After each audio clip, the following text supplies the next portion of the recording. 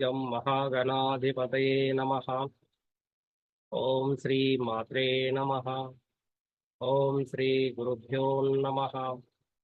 Welcome to Shakambari Jyotishalayam. ఈనాటి కార్యక్రమంలో భాగంగా మానవులపై గ్రహాల యొక్క ప్రభావం, జ్యోతిష యొక్క ప్రభావం ఎలా ఉంటుంది, అసలు ఉందా లేదా, అదేవిధంగానే శ్రాపిత దోషం గురించి మనం చర్చించాలనుకుంటున్నాము. ఇది చాలా పురాతనమైనటువంటి శాస్త్రము. కొన్ని వేల సంవత్సరాలకు ముందు మన పూర్వీకులు మనకు అందించినటువంటి ఒక గ్రంథం ఆధారంగా, వాళ్ళు పరిశోధించినటువంటి ఒక గ్రంథం ఆధారంగా మనము వీటిని కొనసాగిస్తున్నాం. వాళ్ళు అందించినటువంటిది గ్రహాలు, నక్షత్రాలు, అది భూమి మీద ఎలా పనిచేస్తాయి, ఏ విధంగా అమావాస్య ఏర్పడుతుంది, పౌర్ణమి ఏర్పడుతుంది అనేటువంటి విషయాలను కూడా సైన్స్కి అందించినటువంటి వాళ్ళు, సైంటిస్టులకు అందించినటువంటి వాళ్ళు కూడా మన పూర్వీకులే. మన శరీరంలో ఏవైతే పదార్థాలు ఉన్నాయో, మన లోపల శరీరంలో ఏవైతే పదార్థాలు ఉన్నాయో అటువంటి పదార్థాలే మనకు బయట కూడా ఉన్నాయి. అంటే మనకు 60 to 70% నీరు ఉంది మన శరీరం. కాల్షియం ఉంది, పొటాషియం ఉండాలి, ఇలా ధాతువులు ఉన్నాయి, పదార్థాలు ఉన్నాయి. ఇవి బయట కూడా ఉన్నాయి. చూడండి, 763 రెట్లు భూమి కన్నా పెద్దదైనటువంటి శని భగవానుడు, 1300 రెట్లు పెద్దదైనటువంటి బృహస్పతి, భూమి కంటే పెద్దది, భూమి కంటే 1300 రెట్లు పెద్దది. మరి వీటి యొక్క ప్రభావం మన మీద ఉండి తీరాలి కదా. ఈ సూర్య చంద్రుల యొక్క కలయిక అమావాస్య గాను, 180 డిగ్రీలో ఉన్నటువంటిది పౌర్ణమి గాను మనం నిర్ధారించినప్పుడు, అవి జరుగుతున్నప్పుడు, అవి నీటి మీద ప్రభావం చూపించినప్పుడు, అంటే మహాసముద్రాలనే కదిలించేటువంటి గ్రహాల యొక్క ప్రభావం, ఆటుపోట్లు అమావాస్య పౌర్ణమిలో మనం ప్రత్యేకంగా గమనిస్తాం. మహాసముద్రంలో కదలికలకి ప్రభావం చూపించేటువంటి గ్రహాలు మనిషి మీద ఎందుకు చూపించదు? ఇది సింపుల్ ఎగ్జాంపుల్. అంటే మనిషి మీద కూడా మనకు 60 to 70% నీరు ఉన్నటువంటి మన శరీరము బయట ఉన్నటువంటి ధాతువులతో సమానంగా మనం కలిగి ఉన్నప్పుడు మన మీద కూడా దాని యొక్క ప్రభావం ఉంటుంది అనేది మన పూర్వీకులు కనిపెట్టినటువంటి విషయం. అంటే సూర్యుని యొక్క కాంతి చంద్రుడి మీదను, అలాగే నక్షత్రాల మీదను, సూర్యుడు కూడా ఒక నక్షత్రం అని, ఆ కాంతితో మన మీద ప్రభావం చూపిస్తూ ఉన్నది అనేటువంటిది నిజం. మన ఆలోచనలు, మన యొక్క యాటిట్యూడు, బిహేవియరు, ఇవన్నీ కూడా గ్రహాల యొక్క ప్రభావం. ఈ గ్రహాల యొక్క ప్రభావము స్థానాన్ని బట్టి ఏర్పడుతున్నాయి. అందుకనే date, time of birth, place of birth తీసుకుంటున్నాం. ఆ సమయంలో నువ్వు పుట్టినప్పుడు ఆ సమయంలో గ్రహాలు ఎక్కడున్నాయి, ఎటువంటి ప్రభావం నీ మీద చూపించగలుగుతున్నాయి అంటే కర్మలకు అతీతంగా ఎవరు లేరు. ప్రతి ఒక్కరు కూడా కర్మల్ని మోసుకొచ్చినటువంటి వాళ్ళే. ఈ కర్మల్ని మనము సంచిత కర్మలని, ప్రారంభ కర్మలని చెప్పుకుంటున్నాం. ఈ సంచిత కర్మ ఎంతవరకు తీసుకొచ్చావు ఈ భూమి మీదకి, ఎలాంటి కర్మల్ని నువ్వు మోయాల్సి వచ్చింది ఈ జన్మలో అని చూపించేటువంటిది జ్యోతిష్యం. ఇది ఒక సూచన. ఏ విధంగా అయితే గడియారంలో చిన్న ముళ్ళు 3 దగ్గర ఉంటే 3 అని, 12 దగ్గర ఉంటే 12 అనేసి మనం ఎలా సూచన ఇస్తుందో మనకు, అటువంటి సూచనే ఈ జ్యోతిష్యం అనేది. శారీరక మానసిక స్థితిగతులను కూడా పరిశీలించి చెప్పేటువంటి స్థాయి జ్యోతిష్యానికి ఉంది. సైకలాజికల్ డిజార్డర్స్ ఏర్పడడానికి గల కారణాలని మనం అంచనా వేయవచ్చు ఈ గ్రహాల యొక్క ప్రభావాన్ని తెలుసుకొని. కాబట్టి ఖచ్చితంగా మనిషిపై గ్రహాలు, నక్షత్రాల యొక్క ప్రభావం అయితే ఉంది. దానికి అనుగుణంగానే మన కర్మలు, అంటే ప్రారంధ కర్మలు ద్వారా పూర్వజన్మలో చేసినటువంటి కర్మల్ని మనము తొలగించుకోవచ్చు. అంటే పాప కర్మలు, మంచి కర్మ, చెడు మంచి, ఈ 2 కర్మలే మీదనే ఆధారపడి ఉంటుంది. సో మంచి అంటే మనకు అనుకూలంగా అన్నీ జరుగుతూ ఉంటే దాన్ని మంచి కర్మ అని, మనకు ప్రతికూలంగా జరిగేటువంటి విషయాలన్నీ మనం చెడు కర్మలుగా భావిస్తూ ఉంటాం. అంటే మంచి కర్మల్ని మనము ప్రతి పని సానుకూలంగా జరిగేటువంటివన్నీ కూడా మంచి కర్మలే. సరైన సమయంలో మ్యారేజ్ అయింది. అంటే చదువులు బాగా సాగింది. చదువుల తర్వాత ఉద్యోగము, ఉద్యోగం తర్వాత పెళ్లి, పెళ్లి తర్వాత పిల్లలు, ఆ తర్వాత ఓల్డ్ ఏజ్. సో ఓల్డ్ ఏజ్‌లో కూడా నిన్ను అందరూ బాగా చూసుకుంటున్నారు. వచ్చిన వచ్చినటువంటి కోడళ్ళు, అట్లే పిల్లలు బాగా చూసుకుంటున్నారు.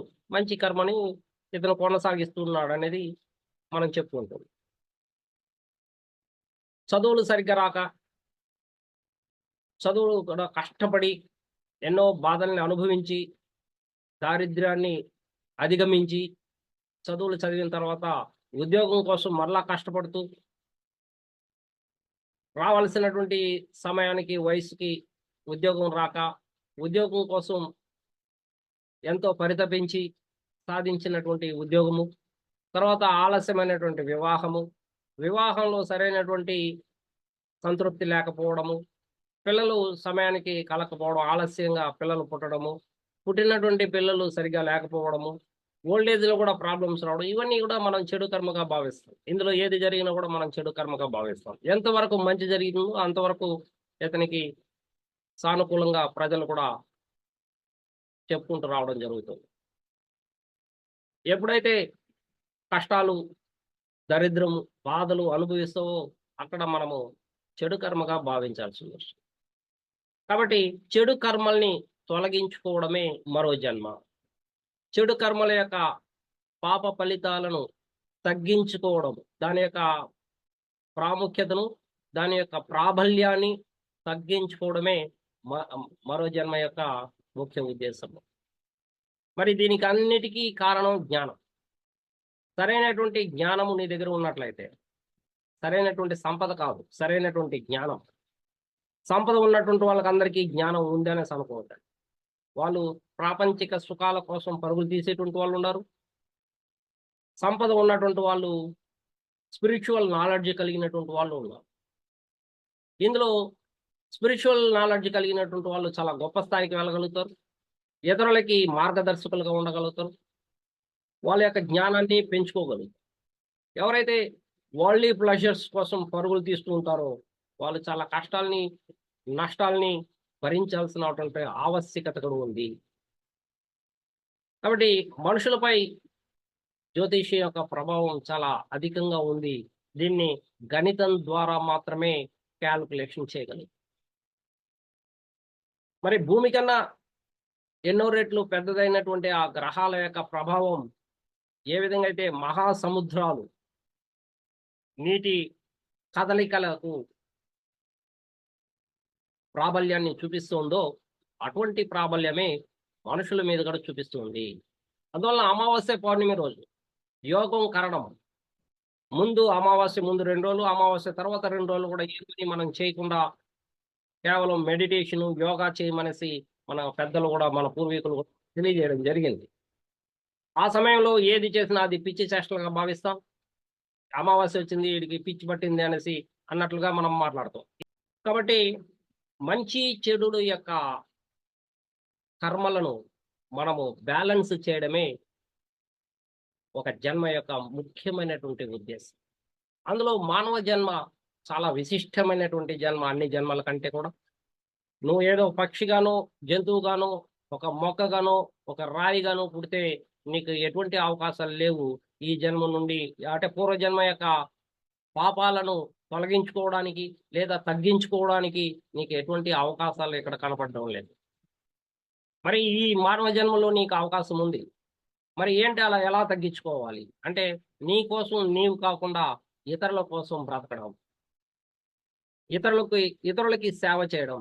ఇతరులకి మార్గదర్శకంగా ఉండడము. ఇతరులని హింసించకుండా ఉండడము. ఇతరులకి ఎటువంటి హాని చేయకుండా ఉండడము. ఇతరులతో వివాదాలు, పోట్లాటలు కల్పించకుండా ఉండడము. ఇతరులకు నీ వల్ల ఎటువంటి కష్టము కలిగించకుండా చేయడము. ఇవి చెడు కర్మను తొలగించుకునేటువంటి విధానం. మన పరిహారాల్లో కూడా ఇవే ఉంటాయి. మీరు చూసారంటే మరి మంచి కర్మను పెంపొందించుకోవడం, ఇతరులకి సహాయం చేయడము, ఇతరులతో మంచిగా మాట్లాడడము, మంచి రిలేషన్‌షిప్‌ని మెయింటైన్ చేయడము, ఇవి మంచి కర్మను పెంపొందింపజేసుకునేటువంటి ఒక క్రియ. శ్రీకృష్ణుడి కంటే రాముడు గొప్పవాడని చెప్తాం. ఎందుకంటే శ్రీకృష్ణుడు చాలా విద్యల్ని ప్రయోగించాడు. మాయల్ని సృష్టించాడు. మాయాకారకుడు శ్రీకృష్ణుడు. కానీ రాముడుగా అతను భగవంతుని యొక్క ఎటువంటి జ్ఞానాన్ని ఇక్కడ ప్రసాదించలేకుండా పోయాడు. సాధారణ మనిషిగా మాత్రమే బ్రతికాడు. ఇది పూర్తిగా మానవ జన్మకి పూర్తిగా ఇది మార్గదర్శకమైనటువంటి జీవితాన్ని అనుభవించాడు. ఇతరులకి మార్గదర్శకంగా నిలబడేటువంటి జన్మ అది రాముని యొక్క జన్మ. చాలా మంది అంటుంటారు, జీవితం గ్రహాల యొక్క ప్రభావం ఉంటే మరి రాముడికి సీతకి పెళ్లి చేసేటువంటి పరిస్థితి కానీ, పట్టాభిషేకం చేయడం కానీ, ఆ టైం ఇటువంటివన్నీ కూడా ఎందుకు అలా పెట్టారనేసి. మరి ఇది ముహూర్త యొక్క ముహూర్తం యొక్క బలమే కదా, ముహూర్తం సరిగ్గా పెట్టలేదు కదా అనేటువంటి మాటలు కూడా వినిపిస్తూ ఉంటాయి. వాళ్ళు కారణ జన్ములు, కారణం లేకుండా పుట్టినటువంటి వాళ్ళు కాదు. వాళ్ళ యొక్క కారణం అంటే ఇతరులకి మార్గదర్శకంగా ఉండడం కోసం పుట్టినటువంటి. కాబట్టి వాళ్ళకి తెలిసి పెట్టినటువంటి విషయాలు ఇవన్నీ కూడా ఇలా జరుగుతాయనేసి అరణ్యవాసం పెళ్ళైతే పట్టాభిషేకం అప్పుడు కూడా రాముడు అరణ్యవాసం వెళ్ళాల్సి వస్తుంది అనేది కూడా ముందుగానే తెలియజేశారు. అలానే జరిగింది కూడా. అక్కడ మానవుడుగా రాముడు అవతరించి పడినటువంటి కష్టాలు ఇప్పటికీ మనం చెప్పుకుంటున్నాం. రాముని యొక్క రాజ్యం కావాలని, రాముడు సీతలాగా ఉండాలని. చూడండి ఎలా పోల్చుకుంటున్నాం మనం ఇప్పటికీ. రావణాసురులాగా ఉండద్దు అనేసి, రావణాసురుడు చేసేటువంటి హాని మీరు చేయొద్దండి అనేసి చెప్తాం. ఇవన్నీ కూడా లక్ష్మణుడు కానీ, సీత యొక్క లక్షణాలు కానీ, అట్లే రావణాసురుడిపై యుద్ధం చేసినటువంటి తీరు కానీ, ఆంజనేయులు సహాయం చేసినటువంటి విధానం కానీ, ఇది కూడా మార్గదర్శకత్వం చూపించడానికి తప్ప ఇక దేనికి కాదు. అధికమైనటువంటి శక్తి కలిగినటువంటి భగవంతుడు కూడా మానవ రూపంలో వచ్చి ఇతరులకి మార్గదర్శకం చేసి వెళ్తున్నారు. కాబట్టి ఎవరైతే మంచిని, జ్ఞానాన్ని తీసుకుంటారో, పంచుకుంటారో, మార్గదర్శకం ఇతరులకి చూపించగలుగుతారో వాళ్ళందరూ కూడా మంచి కర్మని పెంపొందింపజేసుకునేటువంటి వాళ్ళు అవుతారు. కాబట్టి మనుషుల జీవితాలపై గ్రహాల యొక్క ప్రభావం ఉంది. ఒకరు కాళ్ళు, చేతులు అన్నీ బాగా ఉన్నటువంటి వాడుగా పుడుతున్నాడు. ఇంకొకరేమో గుడ్డిగా, కుంటిగా పుడుతున్నారు. ఇంకొకరేమో చాలా దరిద్రాలతో బతుకుతున్నాడు. చాలా కష్టాలని అనుభవిస్తుంటాడు. మరి ఇంకొకరేమో కోటీశ్వరులుగా.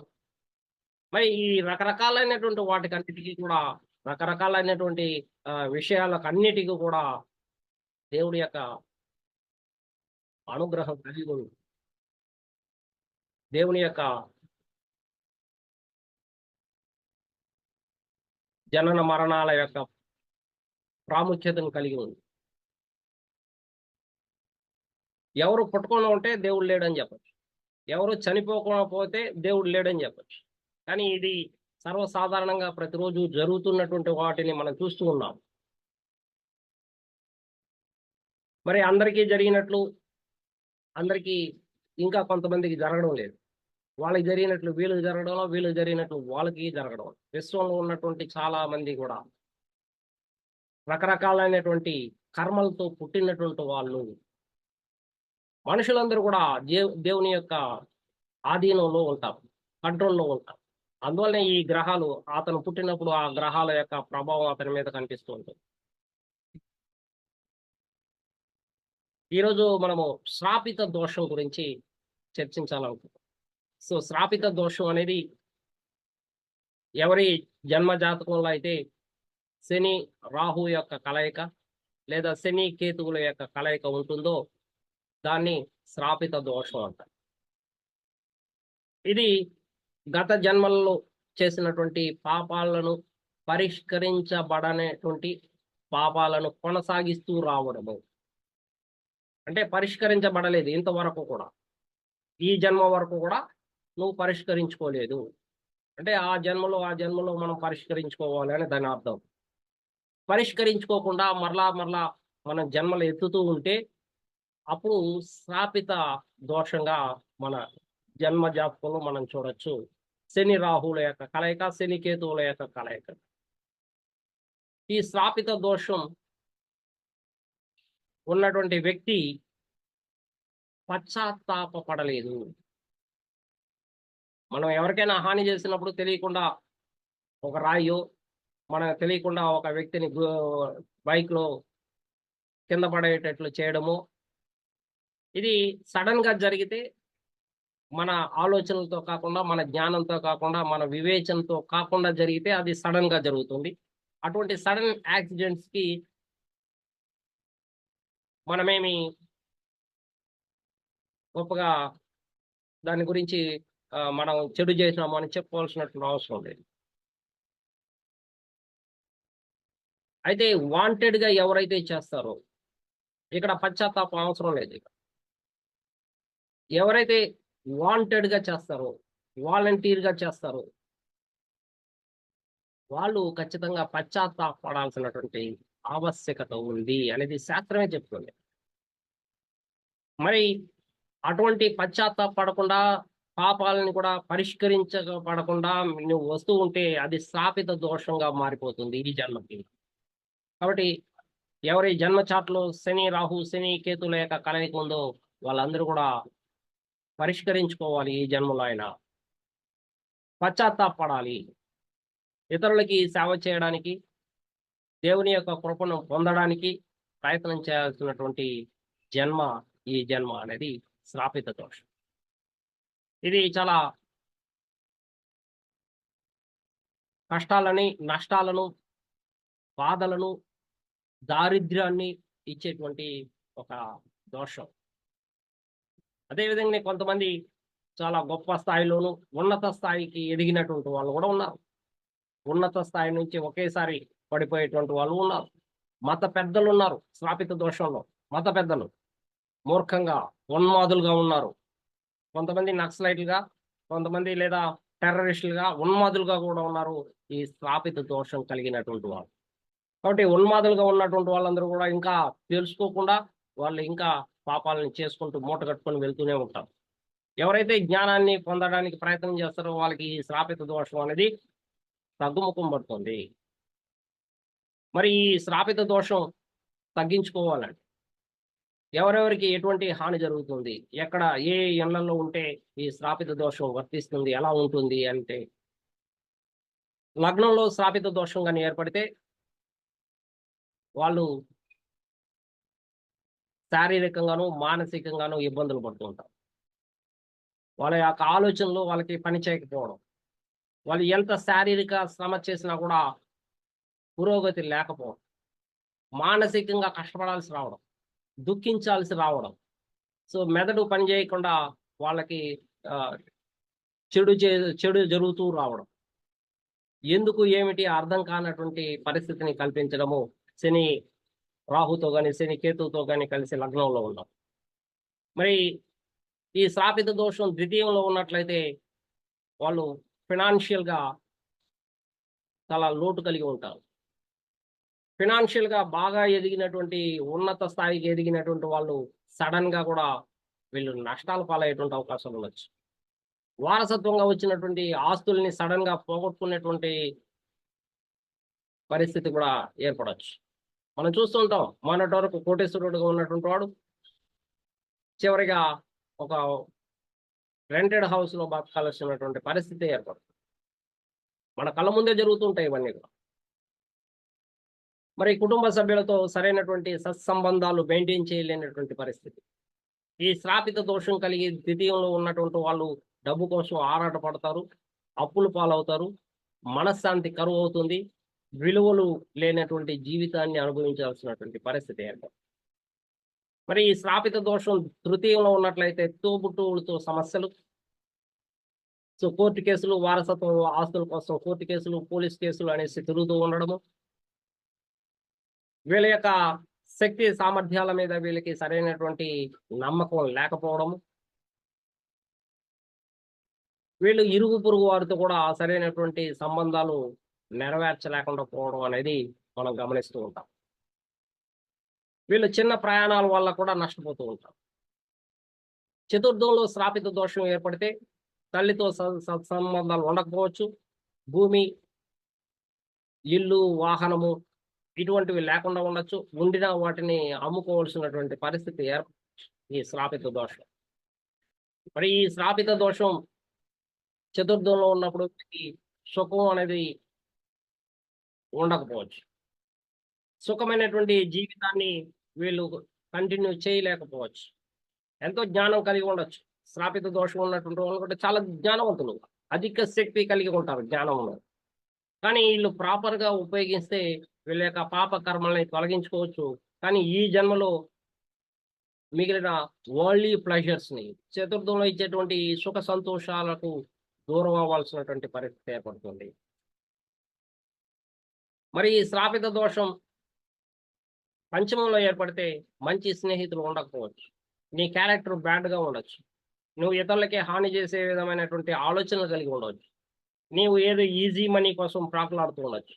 ఈ శ్రాపిత దోషం వల్ల ఈజీ మనీ కోసం షేర్ మార్కెట్స్, లాటరీ బెట్టింగ్స్ ద్వారా నువ్వు నష్టపోవచ్చు.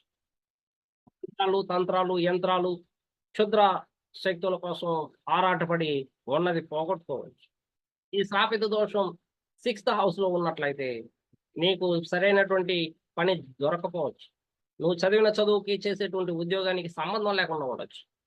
నీకున్నటువంటి ఆలోచనలకు అనుగుణంగా నీవు రొటీన్ లైఫ్ని సక్రమంగా నిర్వహించలేకుండా పోవచ్చు. ఎన్నో సమస్యలతో సతమతమవుతూ ఉండొచ్చు శ్రాపిత దోషం 6th హౌస్లో ఉన్నట్లయితే. ఇది మీ మేనమామలకి కూడా నష్టాన్ని, కష్టాన్ని కలిగిస్తుంది. లేదా మేనమామలతో మీకు వివాదాలు, విభేదాలు ఉండేటువంటి అవకాశాలు ఉంటాయి.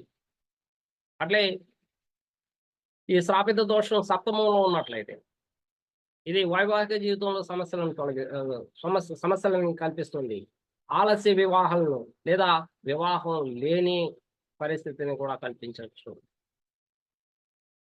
వివాహం అయినా కూడా వీళ్ళిద్దరి మధ్య సరైనటువంటి రిలేషన్షిప్ను మెయింటైన్ చేయలేనటువంటి పరిస్థితి.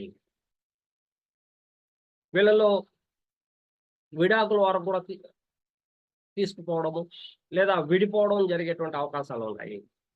ఈ శ్రాపిత దోషం ఉన్నటువంటి వాళ్ళు లైఫ్ పార్ట్నర్తో సంబంధాలు ఉండవు. బిజినెస్ పార్ట్నర్తో కూడా వీళ్ళ సరైనటువంటి సత్సంబంధాలు నెరవేర్చలేకుండా పోవచ్చు. అదే శ్రాపిత దోషం అష్టమంలో ఉన్నట్లయితే ఇది నీ యొక్క మ్యారిటల్ లైఫ్ను డ్యామేజ్ చేయడమే కాకుండా మీ లైఫ్ పార్ట్నర్ యొక్క ఇంటి సభ్యులతో కూడా, కుటుంబ సభ్యులతో కూడా మీకు సరైన సంబంధాలు లేకపోవడం, వాళ్ళతో కూడా గొడవలు పడడం, వివాదాలు, గవర్నమెంట్తో ఇబ్బందులు, ముఖ్యంగా ట్యాక్స్ పన్నులు ఎగ్గొట్టడము, దాని ద్వారా కోర్టు కేసులు, దాని ద్వారా ఉన్నది పోగొట్టుకోవడము, ఇతరుల డబ్బుల విషయంలో చాలా జాగ్రత్తలు వహించాలా, లేకుంటే పెద్ద మొత్తంలో మీ వలన నష్టపోయేటువంటి అవకాశం ఒకటి ఉంటుంది. దానివల్ల మీకు చెడ్డ పేరు, సడన్గా లాస్ రావడము, యాక్సిడెంట్స్ జరగడము, వితంతువుగా ఉండడము, విడిపోవడము, విడాకులు తీసుకోవడము, సో ఇటువంటి పరిస్థితి ఏర్పడేటువంటి అవకాశాలు ఉంటాయి. అంతేకాకుండా రీప్రొడక్టివ్ సిస్టము దెబ్బతినడము, హార్మోన్స్ ఇంబ్యాలెన్స్ కలగడం ఉండే అవకాశాలు కూడా లేకపోలేదు. అదే శ్రాపిత దోషం భాగ్యస్థానంలో ఉన్నట్లయితే తండ్రితో సంబంధాలు ఉండవు, తండ్రి యొక్క సపోర్ట్ ఉండదు, తండ్రి ఇచ్చేటువంటి వారసత్వం ఆస్తిలో కూడా సంబంధాలు అంటే కోర్టు కేసులు ఇలా నడుస్తూ ఉండడము, మత పెద్దల్ని గౌరవించకపోవడము, మత సాంప్రదాయాలని గౌరవించకపోవడము, ఇటువంటివి మనం భాగ్యస్థానంలో ఉన్నప్పుడు చూడొచ్చు. మరి ఈ శ్రాపిత దోషం 10వ స్థానంలో ఉన్నట్లయితే వీళ్ళు వృత్తిలో కానీ, ఉద్యోగంలో కానీ, వ్యాపారంలో కానీ నిలకడలేనటువంటి స్థిరమైనటువంటి వృత్తి, ఉద్యోగ, వ్యాపారాలు చేయరు. ఎంత చేసినా సుఖం, సంతోషం లేకపోవడం వల్ల మరలా వేరే జాబు ఇలా ఎత్తుకుంటూ వెళ్ళడము, స్థిరత్వం లేకపోవడము, ఉన్నది పోగొట్టుకోవడము, సో పేరు ప్రతిష్టలు లేకపోవడం అనేది మనం చూడొచ్చు శ్రాపిత దోషం. ఈ శ్రాపిత దోషం 11th హౌస్ లో ఉన్నట్లయితే సోషల్ అంటే సొసైటీలో వీరికి రావాల్సినటువంటి అవకాశాలు రాకపోవడము,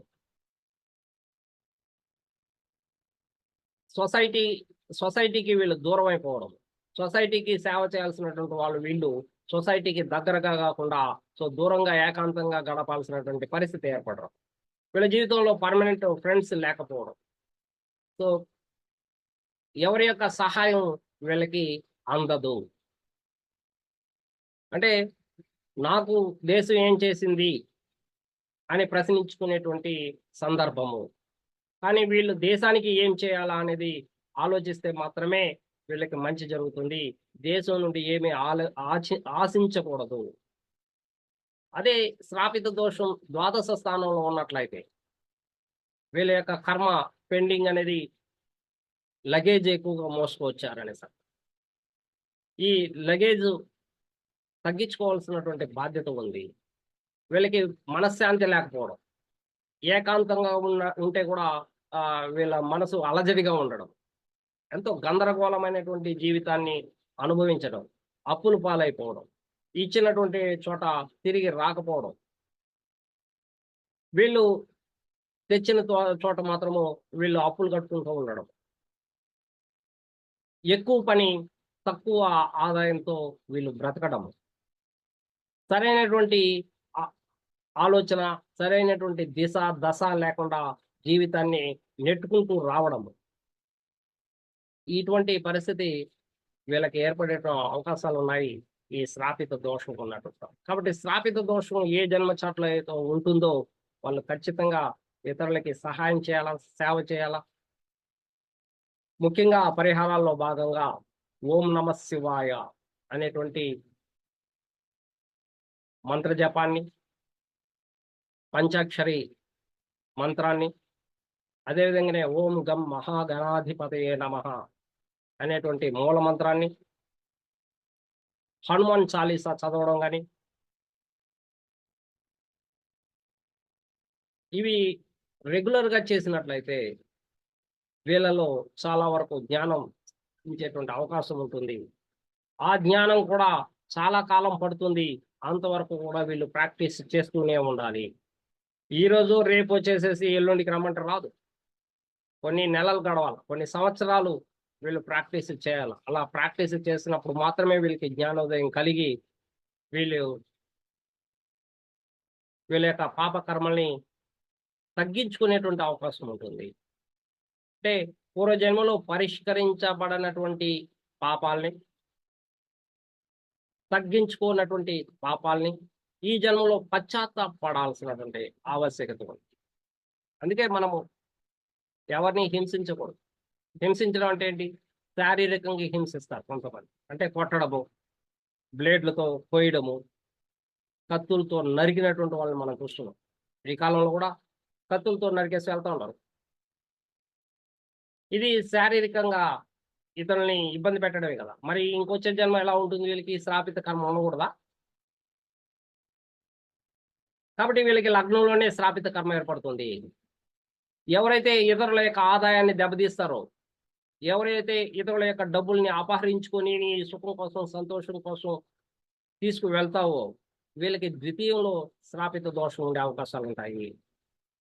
కుటుంబ సభ్యుల నుంచి సరిగా చూసుకోకుండా వాళ్ళని ఒకరిని బంధించి, వాళ్ళకి భిక్షం వేసినట్టు వేసి, వాళ్ళని అవమానించి ఎవరైతే ఉంటారో వాళ్ళకి శ్రాపిత దోషం ద్వితీయంలో ఉండే అవకాశాలు ఉంటాయి. మనం ఏ విధమైనటువంటి దోషాలని చేస్తామో అటువంటి దోషమే మనకు ఇంకొచ్చే జన్మలో మనకు కనిపిస్తుంది. పంచమంలో శ్రాపిత దోషం ఉంటే అబార్షన్స్ అయ్యే అవకాశాలు ఉంటాయి.